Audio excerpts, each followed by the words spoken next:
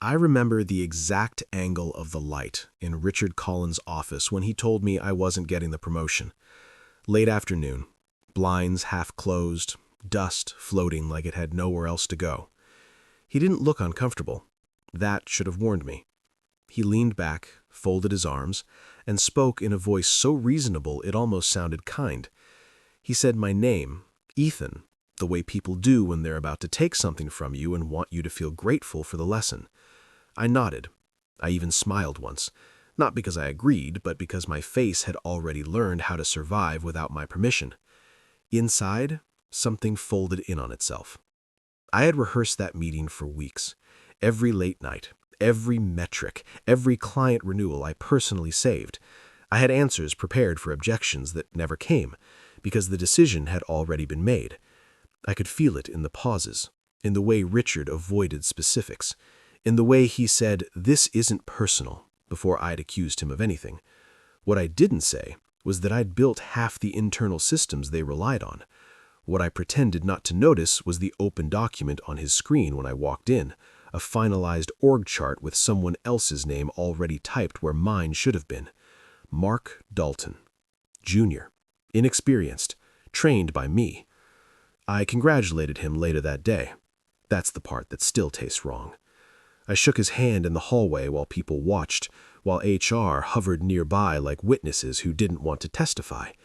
Mark grinned, loud and loose, already wearing the confidence of a man who thought this was the beginning. No one saw my hands shaking because I kept them still. No one noticed my throat tightening because I kept my voice level. The humiliation didn't land all at once. It seeped in slowly, the way cold does when you don't realize you're exposed. What hurt more wasn't losing the title. It was realizing how cleanly I'd been erased. 6 years at Westbridge Solutions. 6 years of becoming someone that place required. Reliable, invisible, replaceable. I had missed birthdays, turned down other offers, defended leadership decisions I didn't believe in anymore. I had wrapped my identity around being the one who held things together when no one was watching. And in one quiet meeting, all of that became a rounding error. The disturbing detail came later, not that day, not even that week. It came when Linda Harris from HR sent me a calendar invite labeled Career Path Alignment. I almost laughed. Almost. The meeting lasted 11 minutes. She slid a printed document across the table. Generic feedback, vague concerns, nothing actionable. Then she said something she didn't realize mattered. She said, "Richard and I discussed this months ago." Months, while I was still being thanked for my loyalty, while I was still being told to be patient. That was the moment my shock hardened into something colder. This hadn't happened to me, it had been done to me. I didn't confront anyone. I didn't raise my voice. I didn't send emails asking for explanations that would never come. I started eating lunch outside the building instead of in the break room, because I couldn't stand the sound of celebration that wasn't meant for me. I told myself it was temporary, a reset, but the truth was quieter and worse. I no longer recognized the person I was at work, and I didn't know how to carry that version of myself home. By the time I handed in my resignation, the loss felt permanent. Not just the job, the future I had imagined inside those walls, the version of Ethan Parker who believed effort would eventually be seen. When Richard smirked and said, "Good luck out there," I understood something without reacting to it. He thought I was leaving defeated. He thought the humiliation ended at the door. What would you do if the humiliation didn't end when you walked away? I replayed everything afterward. What I saw, what I felt, what I didn't say, what I chose not to notice because noticing would have broken me too soon. I realized how carefully I had been managed, how my patience had been used against me, how the silence I thought was professionalism had been interpreted as permission. And as I stood there, smiling while my hands shook, one final thought settled in with terrifying clarity. This wasn't an accident. It was planned. After I walked out of Westbridge that day, I didn't rush to celebrate or even reflect. I went back to the cafe across the street, the one I had started visiting when my loyalty was ignored, when my work was credited to others, when Mark Dalton's grin became the embodiment of my erasure. That cafe had become a quiet observatory, a place where I could watch without being watched. And in those weeks, I started seeing things differently. People thought I was gone.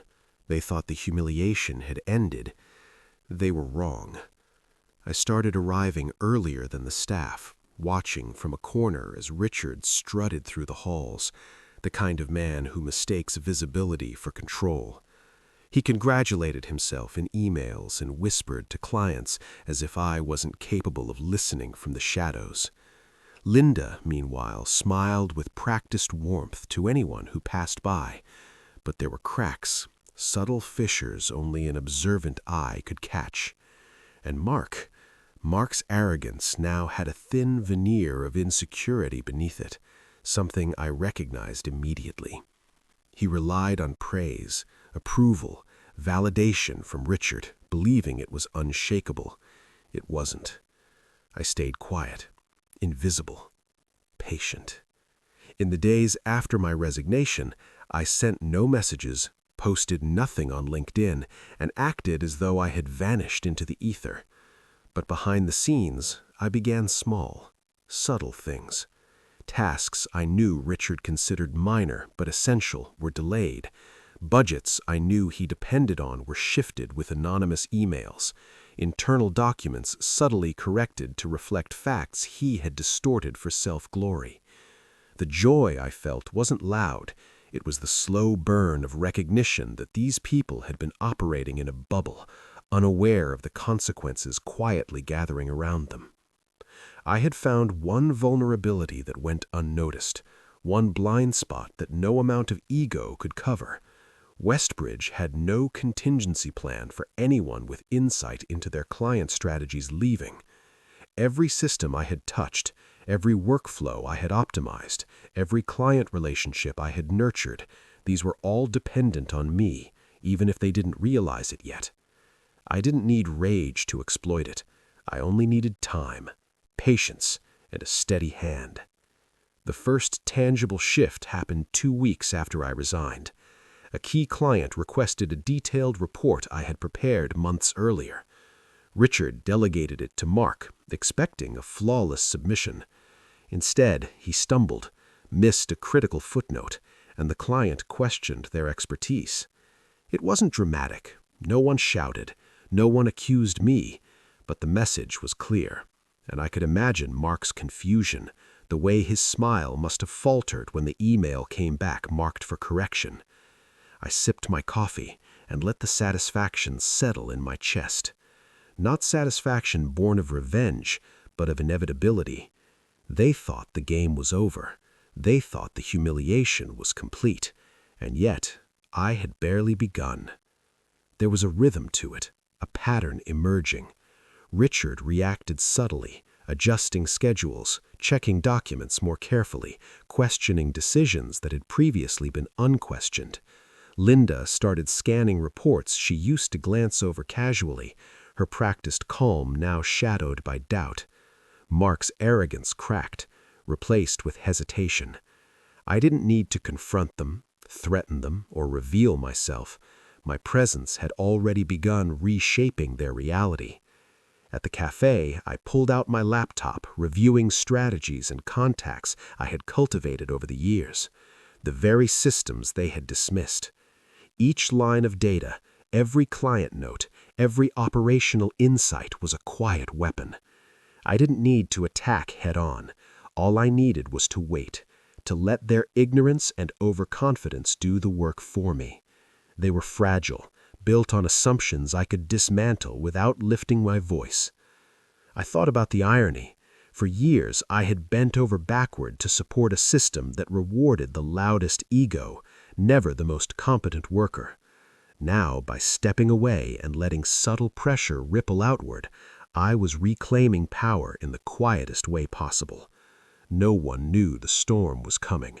Not even Richard, who had once leaned back smugly in his chair, certain I was powerless outside his walls. The weeks rolled into months. Each small success, Mark fumbling a presentation, Richard's emails taking longer as he double-checked facts, Linda questioning internal reports, was a reminder that patience was far more devastating than rage. And the most satisfying part? It required no theatrics, no yelling, no dramatic confrontations, just quiet observation, careful timing, and letting the inevitable unfold. They thought it was over. I knew it had just started. By the time the third month rolled around, the effects of my small interventions were rippling outward in ways I hadn't even anticipated. What had started as minor disruptions, the missed footnotes, delayed reports, quiet corrections, had begun to unsettle the hierarchy at Westbridge. Richard's once cocky stride through the office now carried a subtle tension. He double-checked everything, questioned decisions he would have previously signed off without thought. His confidence, the very thing that had allowed him to dismiss me, was beginning to fray. I observed from the outside, still maintaining my invisible presence, still carefully calibrating my own patience. The strange thing was how the revenge was reshaping me as well. I had imagined that stepping away would give me freedom, a sense of detachment, but I found myself analyzing every conversation, every interaction, every report, with a clinical precision I hadn't known I could sustain. My former colleagues became case studies, my old office a laboratory. There was satisfaction in it, yes, but also a creeping detachment. Who was I becoming in the process? Meanwhile, the cracks in their armor began to widen. Mark, once the cocky protege, was now hesitant during meetings, second-guessing his own work. Linda, ever the picture of HR diplomacy, was now reading internal memos twice, unsure of what to trust. And Richard had begun to subtly interrogate his managers, asking for reassurance in emails that were quickly drafted but never sent. I could feel the paranoia building from across the street. Each step I took was quiet but deliberate. Each observation fed the next move. A pressure point emerged unexpectedly. One of Westbridge's largest deals, something I had been involved in from the start, was approaching a critical deadline. The board expected flawless preparation, yet the team was scrambling, unsure how to proceed. My insight into the processes gave me a terrifying advantage. I knew where the bottlenecks were, which documents were missing, and how the leadership would react under stress. With a few carefully timed interventions, I could quietly accelerate their mistakes without anyone suspecting I was involved. I paused often, staring at my laptop screen in the cafe, sipping my coffee, feeling both excitement and a gnawing sense of unease. There was a moral tension here. I had not only lost my career and status, but in a sense, I was reconstructing my identity around the destruction of the people who had wronged me. Was this who I wanted to be? Was the patience and calculation worth the creeping emptiness it introduced? Yet the stakes clarified themselves in a single thought.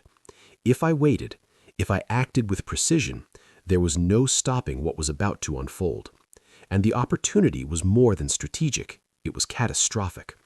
I had access to the data, the client connections, the operational insights that could unravel their deals, destabilize their client trust, and expose their incompetence to anyone paying attention. In other words, I wasn't observing anymore. I had become a force with potential to strike devastatingly, invisibly. I reminded myself of the question I had once asked quietly in my mind during those first weeks outside the office. How long could you pretend to be harmless if everything depended on it? Every smile I gave strangers, every casual nod I offered former colleagues, every harmless-sounding lunch conversation was a layer of camouflage. No one suspected I was preparing the pressure that would crack their foundation. And in that quiet realization, a dangerous clarity took hold. I wasn't acting on impulse. I was not fueled by rage or revenge fantasies. I was acting on inevitability. Every misstep they made, every flaw they displayed, only confirmed that my exit from Westbridge had been the trigger for consequences they would never see coming. At that moment, I understood something terrifying.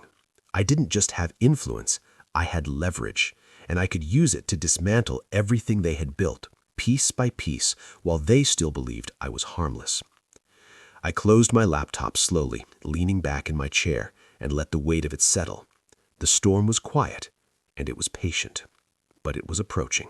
The first sign that my presence was no longer invisible came on a Monday morning, buried in a bland internal announcement no one outside the company would ever read. Westbridge had restructured its client oversight process. That was the phrase. Neutral, harmless, but I knew exactly what it meant. A major account had escalated concerns, and Richard was scrambling to contain the damage without admitting how deep it went. What he didn't know was that the damage had already slipped past containment weeks earlier. From the outside, everything still looked calm. LinkedIn posts were upbeat, press language remained optimistic, but beneath that surface, the organization was buckling in quiet, measurable ways. Client calls were being postponed, internal approvals slowed, decisions that once took hours now dragged into days. I watched it happen with the same detached focus I used to bring to performance reviews, only now I wasn't responsible for fixing anything. I ran into Richard for the first time since my resignation in the lobby of a neighboring building. Pure coincidence, at least on his side. He froze for half a second when he saw me, just long enough to confirm what I'd already suspected. He tried to recover quickly, forced a smile, asked how I was doing in that tone people use when they want information without offering any. I kept my answers brief, pleasant, unthreatening. I could see him searching my face for something, anger, desperation, regret. I gave him none of it. That unsettled him more than any confrontation ever could have. A week later, Linda reached out, not directly, through a mutual contact. She wanted to catch up. I declined politely, not because I was afraid of what she'd say, but because I knew what the request meant. They were feeling exposed, not attacked, exposed. The difference matters. Attacks can be defended against. Exposure just spreads. The truth was, the plan hadn't started after I resigned. It hadn't even started when I began eating lunch at the cafe. It had begun months earlier, the moment I realized my future at Westbridge had already been decided without me. Back then, I stopped centralizing knowledge. I documented processes differently. I shifted relationships subtly, making sure clients associated clarity and trust with me, not the brand. Nothing unethical, nothing illegal, just preparation, just awareness, just the quiet understanding that systems always outlast titles.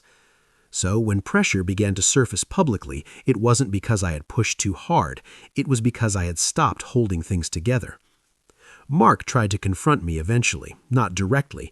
He cornered me after an industry networking event, his voice low, his posture defensive.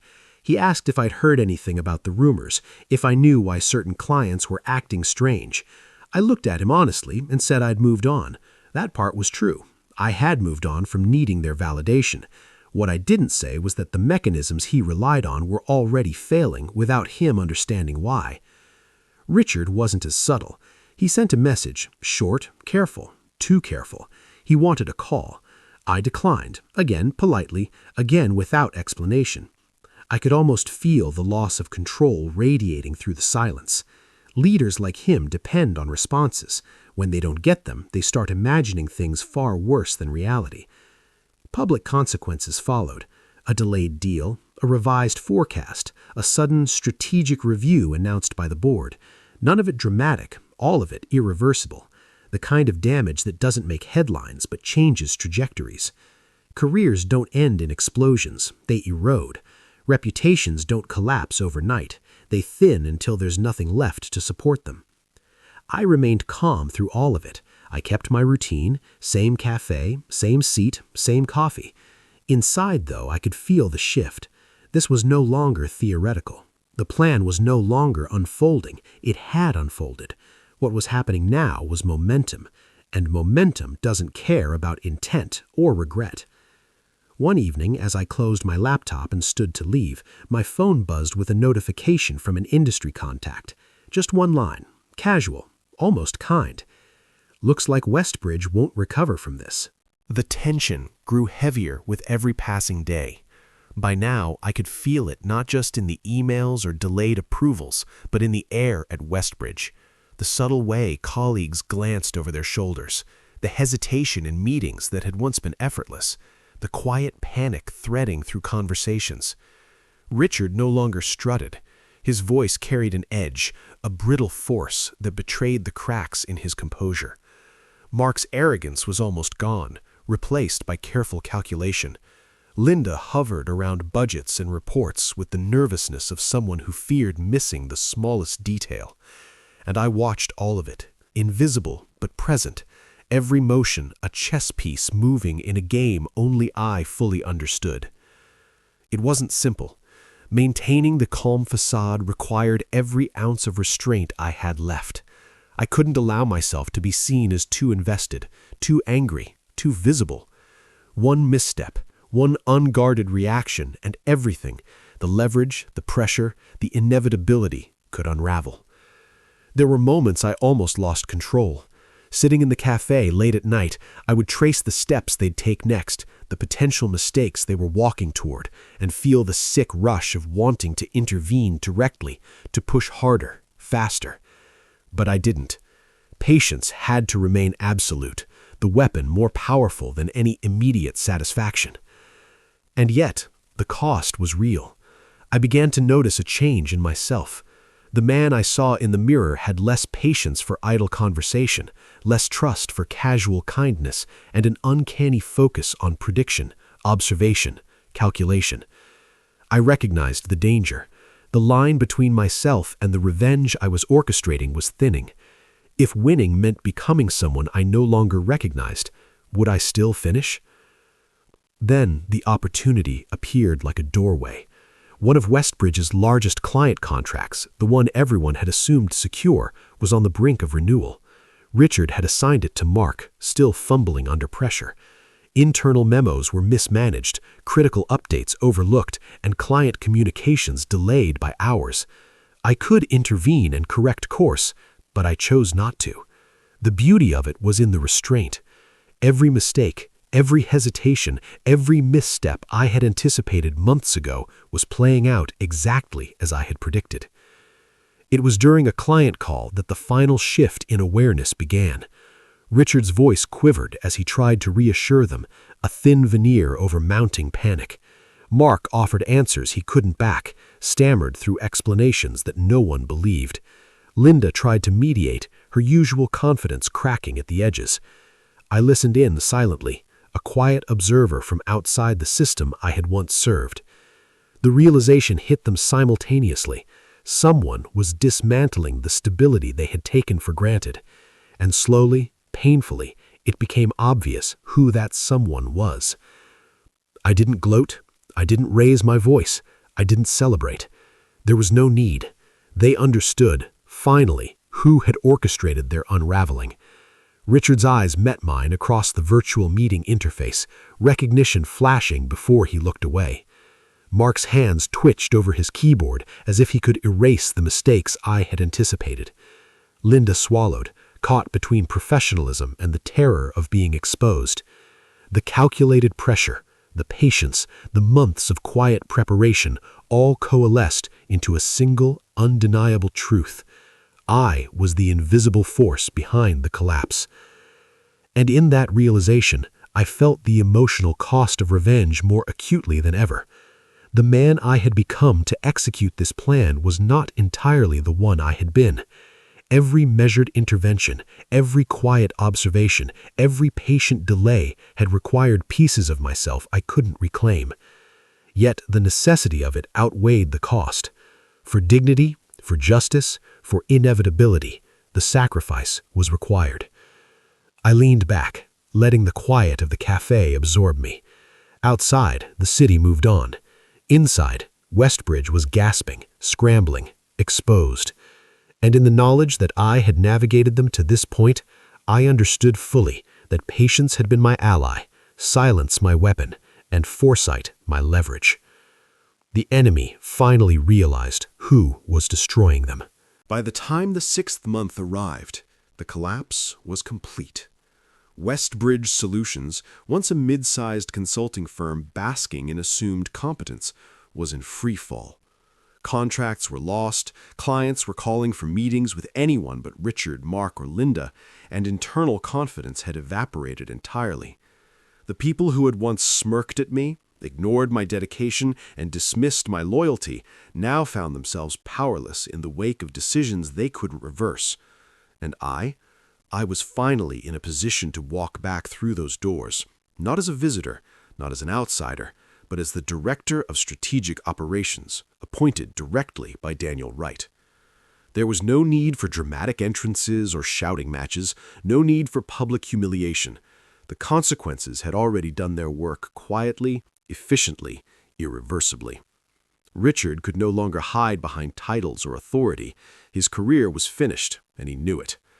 Mark's arrogance had been replaced with the kind of tentative caution that makes professionals second-guess every move. Linda, who had once smiled so easily while passing judgment, now avoided eye contact, the weight of her complicity pressing on her like gravity. Each of them understood, without me saying a word, that their downfall was inevitable. Walking into the boardroom for the first time in this new role felt surreal. I saw Richard's attempt at composure crumble in microseconds. I watched Mark shrink into his chair. I noticed Linda's subtle tension as she tried to maintain professionalism. Daniel, ever calm, announced the leadership restructuring, and I remained silent, letting the authority of position and the precision of timing speak for me.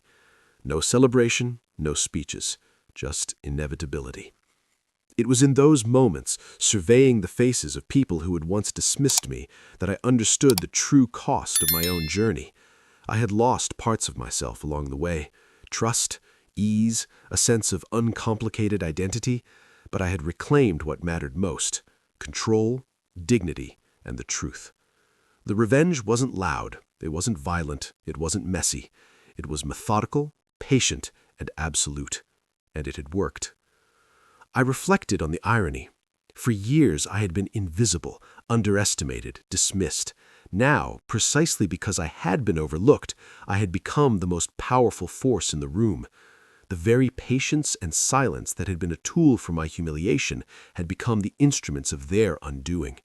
I didn't need to shout. I didn't need to prove my worth with emotion. I simply allowed the systems I had understood and the leverage I had prepared to complete the work that had begun long before I resigned. As the dust settled, the moral became clear. Patience, silence, observation. The underestimated are rarely defeated. They are merely gathering resources, waiting for the moment when inevitability replaces chance. I had walked away once, leaving my career, my future, and a piece of my identity behind. I had returned with preparation, precision, and inevitability. And in the quietest way possible, I delivered the final blow. No one applauded, no one screamed, no one cried. Just the irreversible consequence of calculated patience. The loudest revenge I ever took was saying nothing.